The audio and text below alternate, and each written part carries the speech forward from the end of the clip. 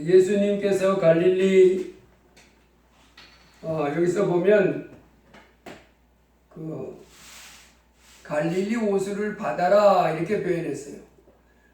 유대인들은 이 갈릴리 호수는 그 바다는 아니고 호수지요. 근데 이거 큰 호수입니다. 그래서 이 갈릴리 호수에서 바다에서 있었던 사건인데, 예수님은 산으로 기도하러 가시고 제자들만 이제 배를 타고 갈릴리 호수를 지나가는데, 이 갈릴리 호수는 그 호수지만 우리가 보는 뭐 조그만 이런 호수가 아닙니다. 크기 커요. 길이가 이렇게 그 북쪽에서부터 남쪽으로 이렇게 좀 길지막하게 이렇게 그 요단강을 흘러내리다가 생긴 호수인데, 이 길이는 한 20km, 22km 되고, 이 폭은 가장 넓은 데가 한 12km, 가장 넓은 데가 12km 되니까, 12km면 어느 정도냐면 여기서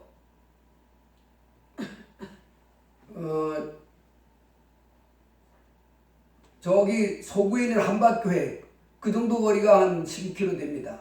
여기서 여기서 충남대학교도 12km가 안 돼요. 한 10km 내가 이렇게 내비를 쳐보니까 여기서 충남대학교가 10km인데, 그 10km도 사실은 꾸불꾸불 길 따라가서 10km잖아요. 이 갈릴리 호수는 직선거리로 이렇게 잰 거니까 훨씬 길죠. 그래서 대전 둘레로 이렇게 고속도로가 쭉 나 있는데, 이 갈릴리 호수 그 전체 둘레 길이가 한 55km 정도 되니까 대전 둘레를 한 바퀴 돌면 한 55km 정도 될 거예요. 이렇게 그 고속도로 따라서 재보진 않았는데 대충 아마 그 정도 되지 않을까 싶어요. 그러니까 큰 거죠. 이 대전시처럼 이렇게 이 외곽, 대전시 외곽 고속도로 쭉 돌려만큼 있으니까 얼마나 큰 도시인지 알겠지. 그렇게 큰 바다입니다. 거기 이제 예수님이 그 산에 기도하러 올라가시고 제자들 보고 너희들 이제 배 타고 먼저 저리를 가거라. 우리 가는데 밤 사경에, 여기서 밤 사경은 이 새벽녘입니다. 3시에서 6시. 그래서 이제 밤을 사경으로 나누는데, 저녁 6시부터 9시까지가 1경, 2경은 9시부터 12시까지가 2경, 3경은 3경은 12시부터 3시, 4경은 3시부터 6시까지 이렇게 나누어 있습니다. 그러니까 새벽녘이죠. 3시부터 6시니까 이게 어둑어둑하고 밤이 한참 깊은 새벽인데, 깜깜한 새벽인데, 제자들이 배 타고 왔는데 사람이 물 위로 이렇게 걸어오는 거예요. 여러분 같으면 사람이 이렇게 배 타고 가는데 호수를 이렇게 지나가는데 호수에서 저 앞에 사람이 이렇게 걸어오면 어떻겠어요? 제자들이 얼마나 놀랐는지, 유령이라 무서워가지고 유령이다 그러면서 저기 유령 온다, 유령. 그렇잖아요. 물 위로 사람이 이렇게 걸어오니까 물 위로 사람이 걸어오는 걸 보지도 못했고 그런 소리를 들어보지도 못했을 거 아니에요. 그러니까 유령이다 하고 막 무서워서 소리를 질렀다는. 그랬더니 예수님이 안심하라, 나니 두려워하지 말라. 예수님 물 위로 걸어오는 거예요. 제가 언젠가 중국에 어떤 사람, 중국인가 어디 사람이 물 위로 걷는다 그래가지고 유튜브에 영상을 올렸어요. 그래서 물 위로 걷는다고? 그래서 이렇게 봤더니 물 위로 걷긴 걷는데 그냥 생물 위로 걷는 게 아니라 판때기를 이만한 거를 쫙 깔아놨습니다. 이제 가로 세로가 한 45cm 정도 판때기를 이제 촘촘히 저기 사람이 이렇게 걸을 만큼 간격으로 띄워놨어. 그 위를 이제 그걸 밟고 이제 간다는 거예요. 그래도 그거 쉽진 않긴 않지요. 판때기를 사람 밟고 쑥 들어가잖아요.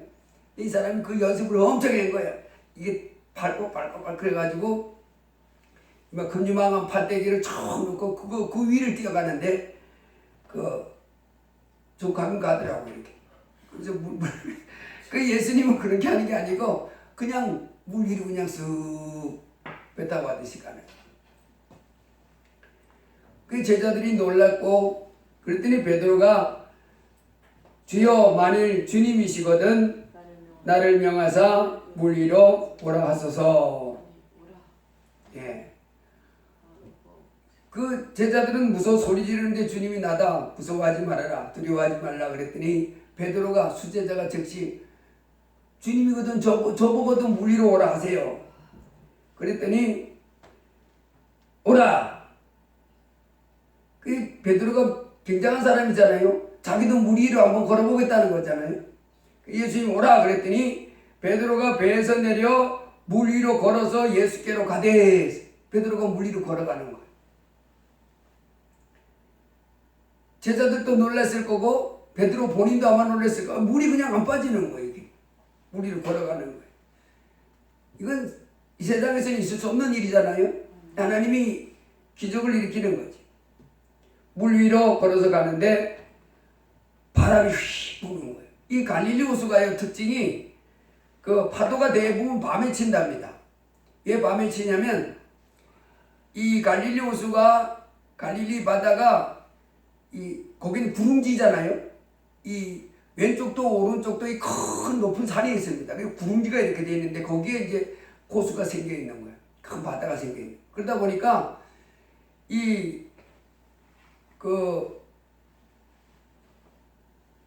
떼약볕이 쫙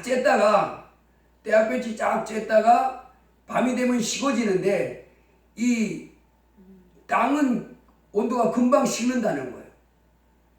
온도가 금방 식어지고 그쪽에 차니까 이쪽은 이제 뜨겁잖아요. 아직 바닷물은 뜨뜻한 거예요. 그러니까 여기는 따뜻한 기운이 있는데 여기 차니까 찬 공기가 따뜻한 공기를 안으로 들어오잖아요. 그러면서 이제 이 산에서 골짜기로 쫙 바람이 밀려온다는 거예요. 그래서 그 밤만 되면 파도가 엄청 친다는 겁니다. 어떤 때는 얼마나 심하게 치는지 그 바다에서 그 고기 잡는 사람들이 그 항구 같은 데 이렇게 다 배가 왜 우리 태풍 치면 항구에 배들이 몰려 있잖아요. 그 정도로 배들이 이제 고기잡이 못하고 전부 이제 항구에 이렇게 피신해 있는답니다. 그러니까 옛날에 예수님 당시니까 2000년 전인데 배가 뭐 컸겠어요? 조그만 배 이렇게 차는데 그때 이제 제자들이 조그만 배 타고 가다가 그 풍랑을 막 만났는데 사람들이 그 예수님 쫙 걸어오니까 놀랄만도 하지. 근데 베드로가 걸어가는데 바람이 휙 불면서 파도가 좀 일었겠지요. 그리 무서워가지고 빠져갔다는 거예요. 그랬더니 예수님 빠져가니까 베드로가 얼른 뭐 했어요? 주여 나를 보소서. 자기가 이렇게 물 위로 걸어갔는데 그전에는 물이 마치 딱딱한 땅처럼 그냥 물이 걸어갈 수 있었는데 물이 아니고 땅처럼. 근데 갑자기 자기 발이가 쏙 빠져가는 거예요.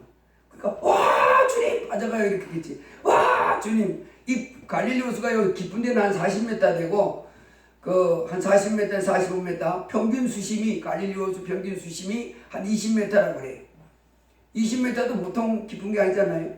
그래서 보통 수심이 20m인데 깊은 데는 한 40에서 45m 이렇게 된다고. 그러니까 베드로가 갑자기 물 위로 걷다가 쑥 빠져가니까 여러분도 그러잖아요. 얼마나 놀랐겠어요. 쫙 구원하소서. 그랬더니 예수께서 즉시 손을 내밀어 그를 붙잡으시며 이르시되 믿음이 작은 자야 왜 의심하였느냐. 그리고 배 함께 딱 예수님 딱 잡아가지고 배 딱 탔는데 바람이 그쳤더라. 배에 있는 사람들이 예수께 절하며 이르되 진실로 하나님의 아들이로소이다. 와 진짜 하나님의 아들이십니다. 여기서 이제 우리가 생각해 볼 말씀이 이제 제목이 주여 나를 구원하소서 하는 제목입니다. 우리 이 땅에 살고 있는 사람들이 예수님은 하늘로부터 오신 하나님이신데 예수님을 믿으라고 해도 안 믿잖아요. 그리고 하나님 없이 이제 살아가는데 그 삶은 이 땅에 살 때도 하나님이 뭐라고 말씀하냐면 파멸과 고생이 있고 종국에는 지옥이다 그렇게 말합니다. 하나님을 모르는 자들과 우리 주 예수 그리스도의 복음을 복종치 않는 자들에게 형벌을 주시리니 영원한 멸망의 형벌을 주시리로다. 하나님은 성경을 통해서 이 땅의 우리 인생은 하나님이 지으신 피조물로서 이 땅에 한평생 살다가 죽은 후에는 다 없어지는 것이 아니라 우리 사람은 죽지 않는다고 말합니다. 영원히. 그래서 이 땅에 엄마 뱃속에서 한 10달 살다가 이 땅에서 한 100여 년 살다가 죽은 다음에는 영원한 세계가 있는데 그 영원한 세계는 갈라져 있다는 거예요. 천국과 지옥으로. 그래서 천국에 들어간 사람은 그때부터 정말 이제 복받은 사람이고 지옥에 떨어진 사람은 그때부터 영원한 고통이 시작되는 거예요. 그래서 하나님이 이 땅에 살고 있는 사람들은 다 이 땅에 한평 살다가 어디 오기를 원하시냐면 천국에 들어오기를 원하시는. 그래서 하나님이 이 땅에 살고 있는 사람들을 다 귀하게 여기시고 사랑하는. 하나님이 성경에 보면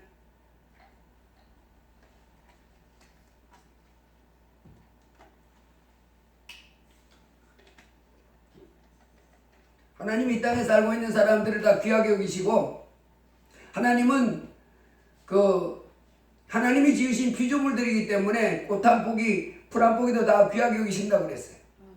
다 귀하게 여기고 그 새 한 마리, 참새 한 마리 다 귀하게 여기시고 그 중에 우리 사람은 너희는 이것들보다 얼마나 더 귀하냐 그랬습니다.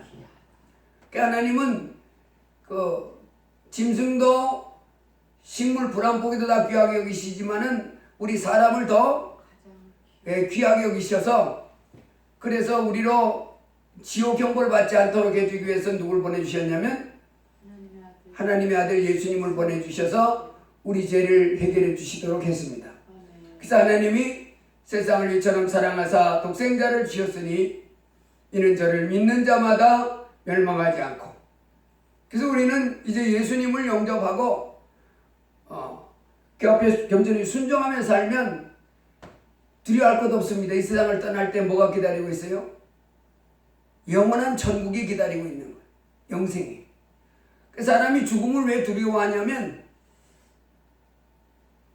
깊은 속에 아는 거예요. 자기가 하나님 없이 죽으면 어딜 간다는 걸 알기 때문에 그러냐면 지옥에 떨어지는 걸 알기 때문에 죽음을 무서워하는 거예요. 실상은 죽음은 무서워할 것이 아니라 정상적인 사람은 어떻게 되냐면 뭘 해야 돼요? 고생과 수고가 끝났다. 이제 천국 들어가니까. 그게 정상입니다. 죽음을 두려워할 것이 아니라 죽음을 환영해야 되는 거죠. 와, 내가 이제 고생과 수고는 다 끝나고. 성경에 그랬습니다. 주 안에서 죽은 자들은 복이 있는데 이제 저희가 수고를 그치리니 그래놨어요. 새로운 세계에서 모든 눈물, 슬픔, 고통의 삶을 이제는 닿지 않는 영원한 행복의 삶을 시작하게 된 거예요. 그것이 우리 인생인데 예수 그리스도를 알지 못하고 예수 그리스도를 하나님이 우리로 영생을 얻도록 보내신 예수님을 자꾸 이제 배쳐가면서 나 예수님 안 믿을래. 그러고 순종하지 않고 이렇게 살아가면 영원한 지옥뿐만 아니라 이 땅에 사는 동안에도 그 삶이 지금 잠시 잘 될 수 있었더라도 곧 뭐가 다가오냐면 망하리라 그랬습니다. 그 예수님이 이 성경 전체에서 우리에게 주시는 말씀은 계속해서 뭐냐면 하나님께로 돌아오라는 겁니다. 하나님께 돌아와라. 하나님께로 돌아오지 않고 계속해서 하나님을 등지고 자기 마음대로 살면 뭐로 결론나라고 말하냐면 망하리랍니다. 너희도 회개하지 아니하면 이와 같이 망하리라. 그래서 우리가 이제 우리 인생 살아가는 동안에 하나님께로 돌아가서 하나님을 섬기며 살아야 그 사람이 참 복된 사람인데 하나님을 섬기며 살아가는 그 사람이 이제 이 땅에 사는 동안에도 이제 무슨 삶이 있다는 것을 우리가 기억해야 되냐면 어려움이 있다는 것입니다. 예수님을 내가 믿고 하나님을 섬기는 가운데도 이제 이 험한 세상에 살아가다 보면 어려움이 있다는 거예요. 이 세상 사람도 어려움을 만나고 힘든 일을 만나고 그렇지만 예수 믿는 사람도 힘든 일을 만나고 어려운 일을 만날 수 있다는 거예요. 그런데 이제 예수 믿는 사람들에게 하나님이 원하는 삶은 잠시 잠깐이면 내 인생에 고통의 문제가 찾아올 텐데 그때를 대비해서 두려워하고 살라가 아니라 염려하지 말라 그러십니다. 이제는 누가 돌봐주신다고 말씀하냐면 하나님이 돌봐주신다 이렇게 말씀하네요. 그래서 우리가 하나님의 자녀들로서 이제 이 땅에 살아가면서 해야 될 일은 바로 날마다 믿음 안에서 성장이 이루어져야 됩니다.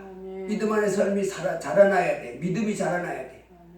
그래서 하나님의 자녀들은 이 땅에서 우리가 주일학교 예배 때도 생각해 봤지만은 그 하나님을 경외하는 가운데 하나님의 말씀을 자꾸 내가 비춰봐서 두루마기를 빨아입듯이 하나님의 말씀에서 떠난 내 마음, 내 행동, 내 삶은 자꾸 뭐 해야 되냐면 돌이키기를 원하시는 거예요. 그래서 거룩한 하나님의 아들의 온전한 형상을 덧입기를 그거를 힘써야 된다는 거예요. 하나님의 자녀면서도 이제 자꾸 하나님이 싫어하는 그 죄 가운데 살고 어둠 속의 삶을 살면 하나님 뭐라 그랬냐면 그것도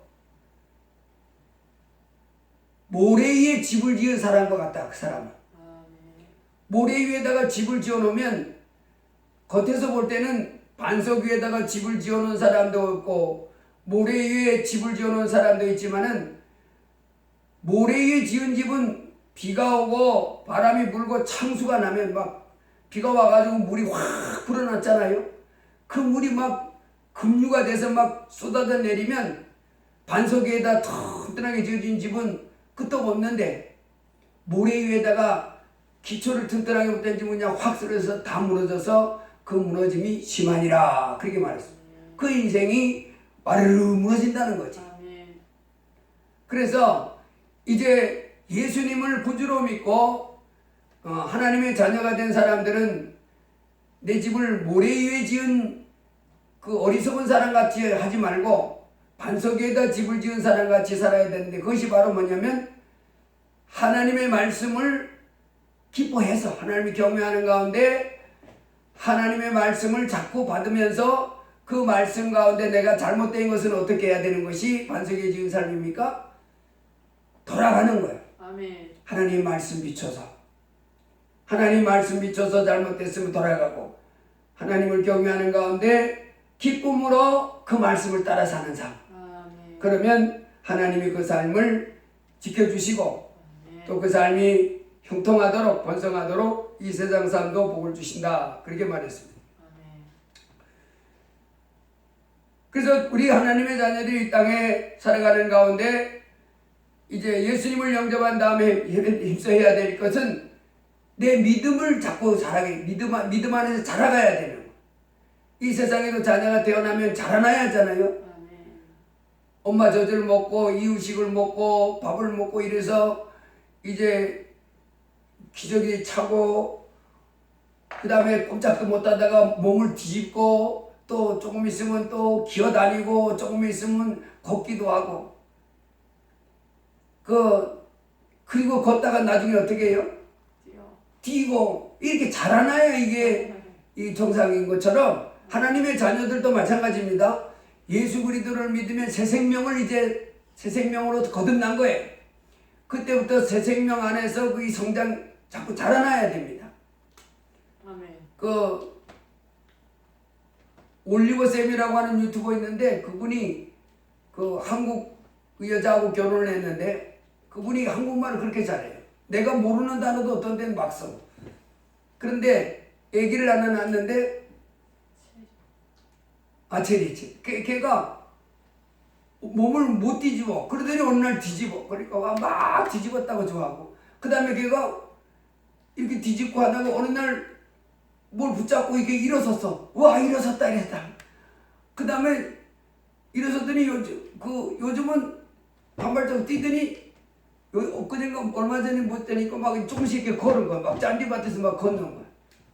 여러분 이렇게 새 생명이 태어나가지고 뒤집지도 못한 놈이 뒤집기도 하고 그 다음에 기어다니고 그 다음에 일어서고 그 다음에 띠뚱띠뚱 걷고 그 다음에 막 발바리처럼 뛰고 그 다음에 나 요즘 엄마하고 이렇게 다니다 보면 그 왜 청소년들, 젊은 애들 이렇게 보면 지들끼리 뭐라고 하면서 뛰는데, 이야, 쟤들 또 뛰는 게 사슴같이 뛰네.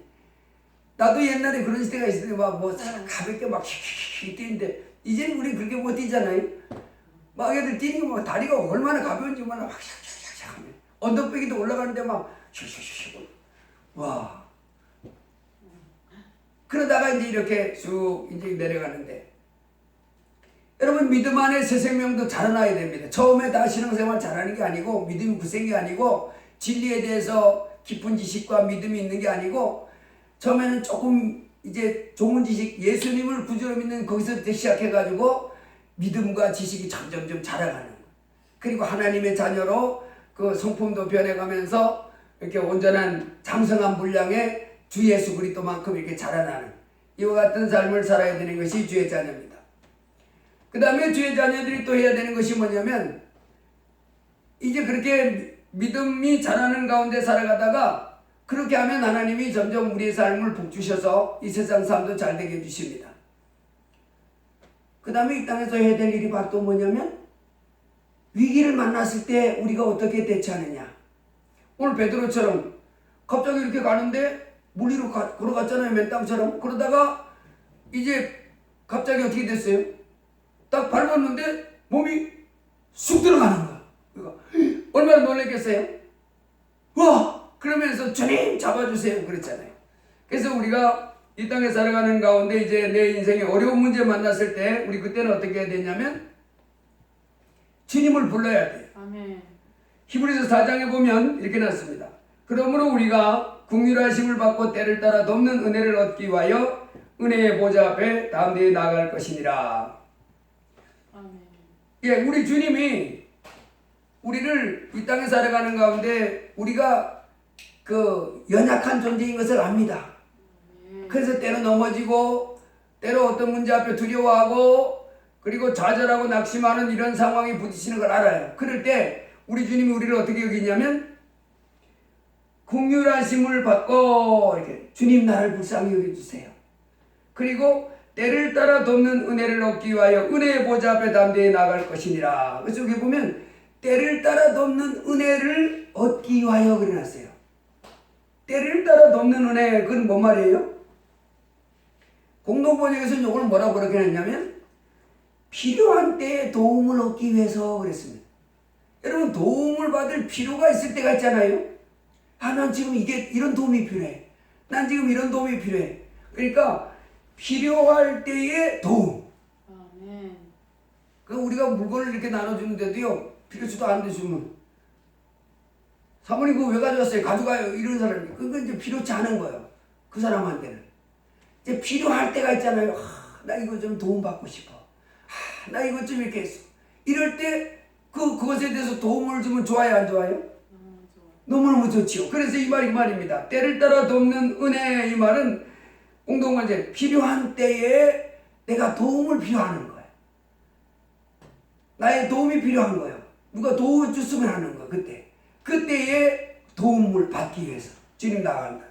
세 번역에서는 제때에 주시는 도움. 그러니까 내가 그 어떤 그 문제 앞에 그 도움을 도움받아야 할 그때에 도움을 주시는 그걸 얻기 위해서 필요한 그때에 그 필요를 채워주시는 그 도움, 그 은혜, 그걸 얻기 위해서 주님 앞에 나가라는. 그래서 여기 영어 성경에서 이렇게 놨어요. To help us in our time of need. 내가 필요로 하는 그 시간, 내가 도움을 필요로 하는 그때에 그 도움을 받기 위해서 누구 앞에 나가라고요? 예, 주님 앞에 나가라. 아멘. 여러분 이게 기가 막힌 겁니다. 우리 주님은요, 전지전능한 하나님, 그 예수님은 바로 전지전능한 하나님이시나 세상은 도와줄 수 있는 게 한계가 있지요. 아멘. 도와줄 수 있는 사람이 그분도 한계가 있으니까 모든 걸 다 도와줄 수는 없어요. 그러나 우리 주님은 나의 어떤 위기 가운데 어려운 마음 가운데서도 모든 두려움을 주님은 줄 수 있어요, 없어요? 있어요. 우리 주님은 다 줄 수 있는 거예요. 그래서 우리가 긍휼하심을 받고 때를 따라 돕는 은혜를 얻기 위하여 은혜의 보좌 앞에 담대히 나갈 것이더라. 그 은혜의 주님을 찾아 나가라는. 그래서 이 베드로도 지금 그 위기 상황 속에서 어려움 상황에서 누굴 불렀어요? 주님. 주님하고 부른 거예요. 그래서 우리는 내 삶 속에 어떤 어려움을 만나든지 때를 따라 돕는 은혜, 즉 필요할 때에 그 도움, 바로 그때에 그 내 필요에 그 합당한 도움을 얻기 위하여 주님을 부르라는 거예요. 아멘.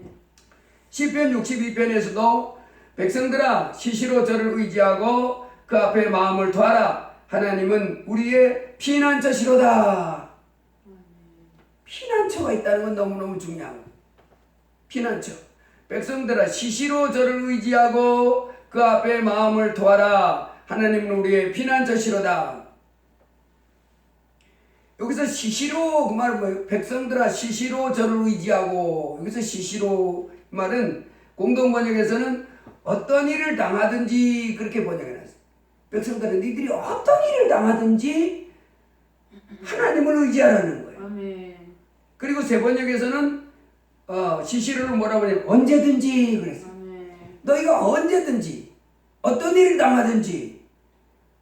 그리고 영어 성경에서는 at all times 이렇게 놨어요. 무슨 일을 만나든지 언제 어떻든지 도움을 필요로 할 때는 누구 앞에 나가라는 거예요? 예수님. 누구를 의지하라는 거예요? 예수님. 예수님을 의지하라는 거예요. 아멘. 우리를 위하여 우리를 사랑해서 그 귀한 몸을 살찌고 피 쏟으신 나를 살려주신 주님이기 때문에 주여 나를 도와주소서, 주여 나를 구원하소서. 어떤 일을 당하든지 무슨 일을 만나든지 언제든지 at all times 누구를 부르라는 거예요? 나를 구원해 줄, 그때 나에게 도움을 줄 수 있는, 아멘. 나에게 도움을 줄 수 있는 누구를 부르라고요? 예수님. 하나님을 의지하고 그를 부르는. 아멘. 그 앞에 마음을 두어라. 하나님은 우리의 피난처시로다. 아멘. 그래서 이 세상을 살아가는 연약한 우리가 예수 그리스도를 믿고 이 세상을 살아가는 가운데도 이제 우리가 참 마음에 든든하고 소망이 있는 것은 어떤 상황 무슨 문제 닥칠지라도 나를 건져주실 누가 있으니까? 구원자가 있으니까. 우리 주 구주 예수 그리스도를 은혜와 그를 아는 지식에서 자라가라. 아멘. 우리의 주인 되실 뿐만, 이제 나 하나님 되실 뿐만 아니라 그분은 우리의 뭐가 되냐면 구주도 되는 거예요. 우리를 건져내 주시는.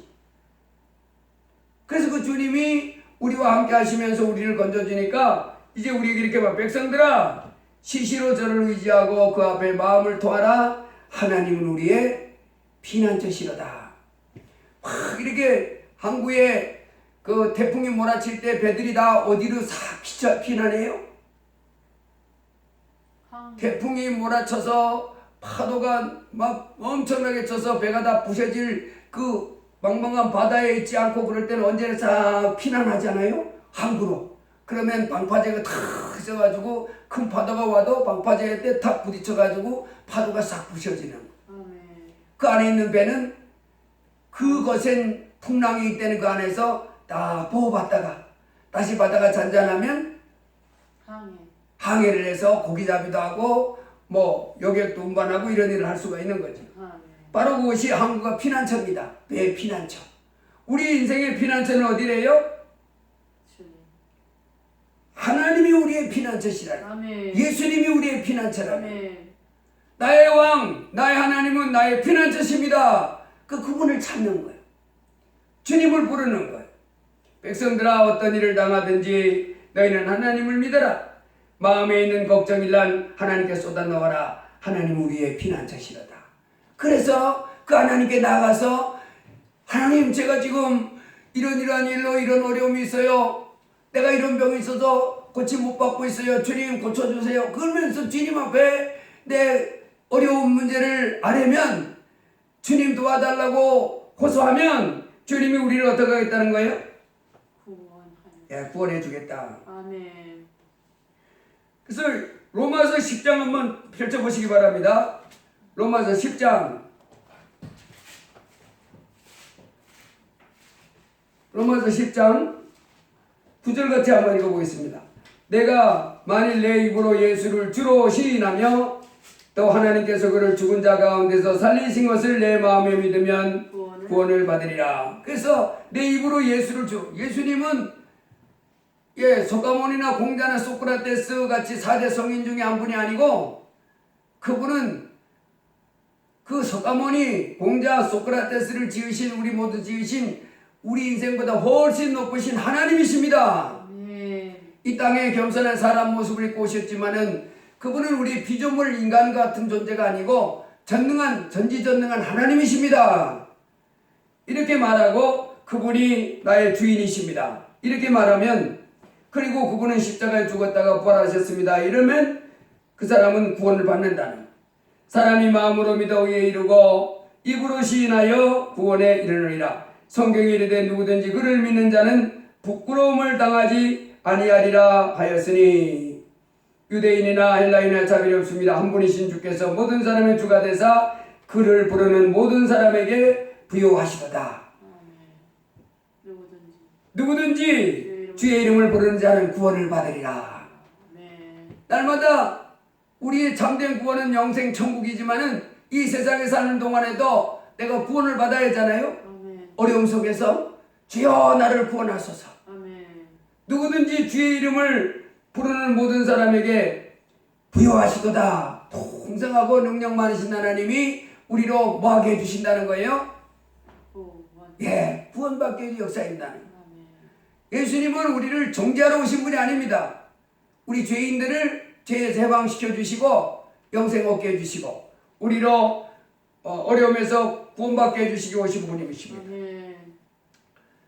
잠언 3장 6절에 너는 범사의 그를 인정하라. 그리하면 내 길을 지도하시리라. 그래서 우리는 주님을 부르기 전에 날마다 주님이 어디 계신다고 이제 믿어야 돼요? 내 안에 내 곁에 계신다고 날마다 인정해야 됩니다. 없는데 난 내밖에 없는데 그렇게 하면 안 됩니다. 날마다 누가 보이진 않지만 우리 주님이 어디 계세요? 십자가에 피 흘리셔서 내 죄를 씌워주신 그 고마우신 주님이 내 안에 내 곁에 와 계십니다. 항상 이걸 인정해야 돼요. 그래서 너는 범사의 그를 인정하라. 주님이 나와 함께 하신다. 그래서 주님이 나와 함께 하시는데 그 주님이 나를 도와주십니다. 그러면서 항상 그분을 인정하고 도와달라고 하면 내 길을 지도하시리라. 지도한다고 했는데 이 지도한다는 말은 그 앞길을 열어주신다. 공동번역에서는 열어주신다 이렇게 번역해놨고 새 번역에서는 그 길을 가는 길을 곧게 하신다 그랬어요. 그래서 이게 지도하신다는 말은 그냥 이렇게 가르쳐준다는 말이 아니고 그 길을 어떻게 하냐면 곧고 넓은 길로 활짝 열어주신다 하는 말입니다. 영어 성경에서 이렇게 나왔어요. Your pace straight. 너의 길을 어떻게 하게 한다고요? 아주 이렇게 도로를 쫙 뚫어가지고 뻥 뚫린 길처럼 이렇게 스트레이트 아주 쫙 나가게 해주신다. 우리가 이제 이 세상 사는 동안에 문제가 생기면 어떻게 할 때가 많아요? 아유, 큰일 났네. 아유, 낚시네. 이렇게 할 것이 아니고 이렇게 하는 경우가 많은데 그래가지고 좌절되는데 그럴 때마다 우리는 그렇게 할 것이 아니고 이제 얼른 그렇게 나로 낙심케 하는 그 문제, 나로 두렵게 하는 그 문제, 나를 좌절케 하는 그 문제, 그거를 가지고 누구 앞에 나가는 거예요? 나를 구원하실 주님을 부르는 거예요. 주여 구원하소서. 주여 살려주소서. 주여 해결해 주소서. 이렇게 주님을 부르면 주님이 그곳에 계시다가 뭘 해주시는 거예요? 내 마음을 그렇게 통하면 주님을 내가 의지하는 가운데 주님 앞에 도움을 청하면 주님이 어떻게 하겠다고요? 구원해 주신다는 아멘. 내 길을 지도하시리라. 내 길을 열어주시리라. 오늘 베드로가 그렇게 했잖아요. 아멘. 마태복음 15장에 보면 그 두로와 시돈 지방에 예수님이 갔을 때 한 여인이 자기 딸이 귀신 들렸다고 예수님한테 와가지고 부르짖습니다. 예수님한테 와가지고 주여 주여 내 딸이 흉악한 귀신 들렸습니다.